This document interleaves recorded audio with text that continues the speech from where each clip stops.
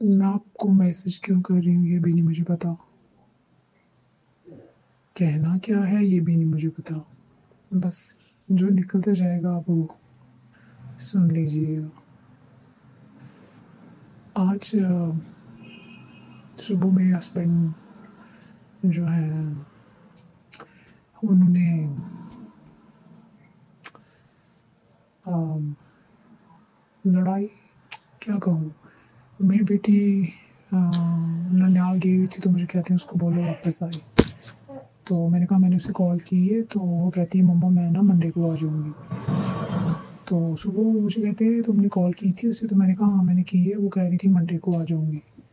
आगे से बड़ी अजीब से अंदाज से ना मुझे कहते हैं तनु ना मैं आपू टोरा गानू लैके आ। तो फिर कहते हैं तेनू मैं आपू टोरा ना उन्नू पैदल जाके लेके आ। लफ्ज़ इतने सख्त नहीं थे लेकिन लहजा इतना सख्त था और इतना अजीबोगरीब था कि मैं ना काम कर रही थी किचन में तो ऐसे बड़ा मेरा दिल हर्ट हुआ। तो मैं ना रूम में लेटे हुए थे माइन के पास, तो मैंने कहा मैंने बस इतने ही कहा, मैंने कहा आपने कुछ नहीं छोड़ा मेरे अंदर जो बाकी है मेहरबानी करके वो तो रहने दें ना, मुझे इतना इतना तो मुझे बाकी जो मेरे अंदर बच गया रहने दें कि जो तीनों हैं मैं मतलब पंजाबी में कहते हैं मैंने कहा मैं ना किसी पासे ला सका थोड़ी मेहरबानी है मैनू इन्ने जगह रहने दो। मैंने बस इतना ही कहा था। तो आगे से उन्होंने बड़ी गंदी गालियाँ दी वहाँ की मुझे। तो मैंने किसी से कोई जवाब नहीं दिया। उन्होंने जूता उठाया ज़ोर से मारा लेकिन मुझे लगा नहीं है, वो शायद दीवार पे लग गया। मैं वैसे हिली नहीं वहाँ से।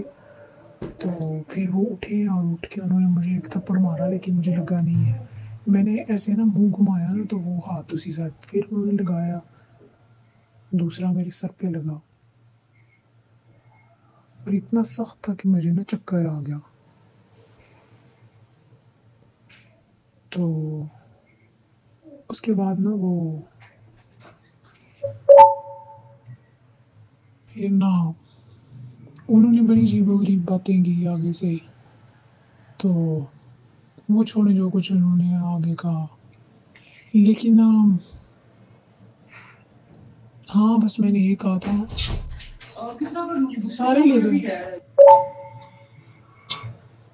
फिर ना हाँ बस मैंने ये ज़रूर कहा उनसे, मैंने कहा आज आपके अंदर जितनी नफ़रत है ना मेरे लिए तो मैं खड़ी हूँ। आप रोज़ मुझे धमकियाँ देते हैं कि मेरा जूता देखा है, तो मैंने कहा जितना मारना आपने मुझे मार ले, मैं खड़ी हूँ। मैंने रूम का डोर बंद कर दिया। मैंने कहा किसी को बाहर नहीं पता चलेगा, आपके अंदर जितनी नफ़रत है ना वो आज एक ही बार निकाल ले। आप अंदर ही अंदर तो जलते कुड़ते रहते हैं मेरी नफ़रत में, तो आप एक ही बार वो निकाल लें।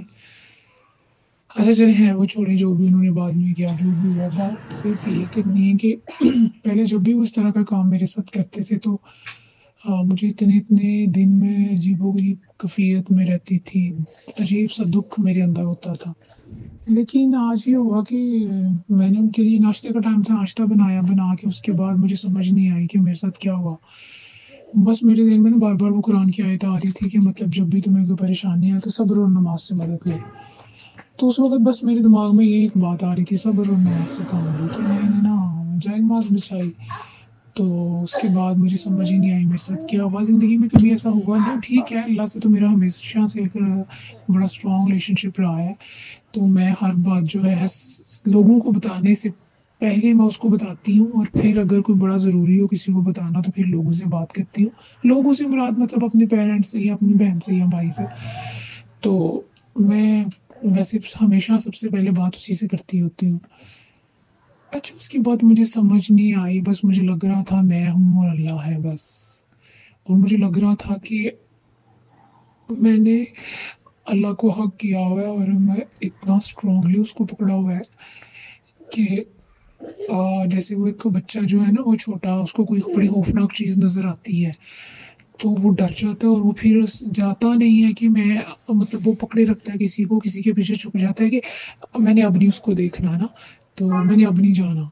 आप यूँ कह लें कि अगर स्कूल में कोई टीचर उसको मारता है या अब उसको वो टीचर का चेहरा बड़ा खौफ़नाक लगता है, होता नहीं है खौफ़नाक लेकिन उसके करैक्टर की वज़ह से, तो बच्चा जो है ना माँ उसको छोड़ने जाती है तो वो बच्चा माँ के पीछे ऐसे लपक जाता है या बाप के पीछे कि नहीं मैंने नहीं जाना ना अंदर, क्लासरूम के अंदर नहीं जाना। मुझे ऐसे लग रहा था कि मैंने अल्लाह ताला को हक किया हुआ है और मैंने उनको इतनी ज़ोर से पकड़ा हुआ है कि मैं कह रही हूँ बार-बार कि मुझे नहीं जाना, मुझे नहीं जाना, मुझे समझ नहीं आ रही मैं क्या, मैं बस एक ही बात कह रही थी, मुझे नहीं जाना, मुझे नहीं जाना, मुझे नहीं जाना।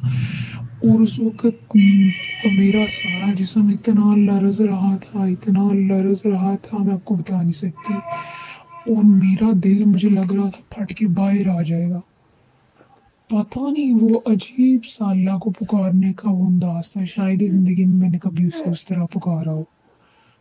तो मेरी आँखें बंद थी, शायद मैं 2 घंटे वो जो है ना वो उस कैफ़ियत में रही हूँ और फिर ऐसे साथ ही मुझे ना लगा मैं सरकार को आवाज़ें देने लगी हूँ।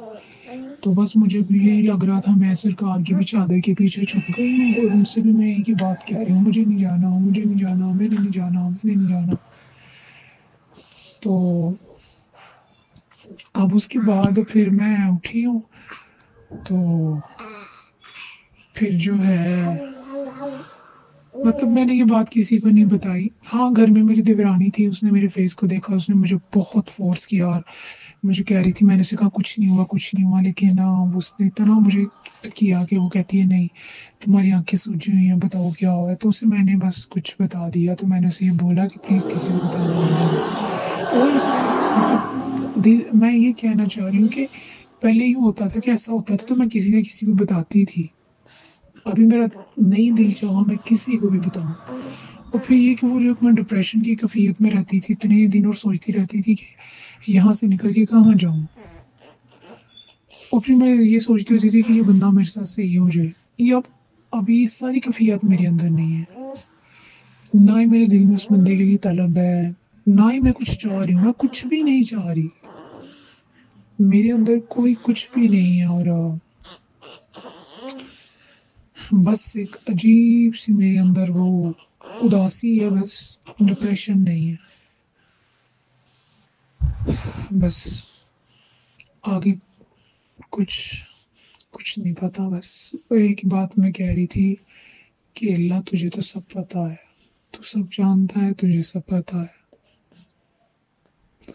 और माफ़ी माँग रही थी साथ, अब तो मेरी ज़िंदगी में सिर्फ़ 2 चीज़ें रह गई हैं, माफ़ करना और माफ़ी माँगना बस, इसके अलावा और जब से आप लोगों से जुड़ी हूँ, मेरी ज़िंदगी में इन 2 चीज़ों के अलावा और कुछ नहीं है। माफ़ करना और माफ़ी माँगना बस।